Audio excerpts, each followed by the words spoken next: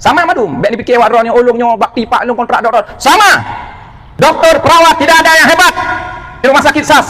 Dan saya ingatkan jangan ada yang berkompet secara internal. Jangan ada kelompok-kelompok kecil di rumah sakit SAS. Jangan ada ruang polan jungkat ke ruang polen. Ruang B jungkat ke direktur.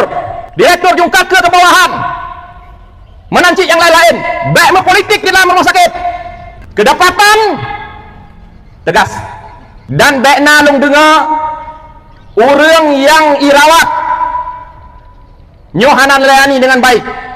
Baik dari level dokter di IGD yang piket sampai dengan pelayanan di ruangan. Baik dokter umum maupun dokter spesialis.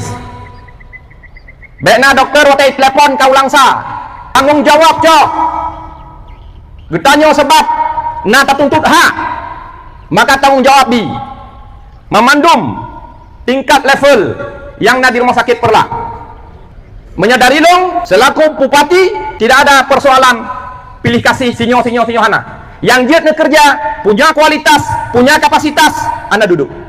Oh hebat Anda, silakan berkarir dengan baik. IGD, kita mau urang royo, urang melinggai, hana tangani ba IGD, perle impus, perle oksigen, perle perlawanan cepat, perle apa dengan cepat, maka harus tanggung jawab.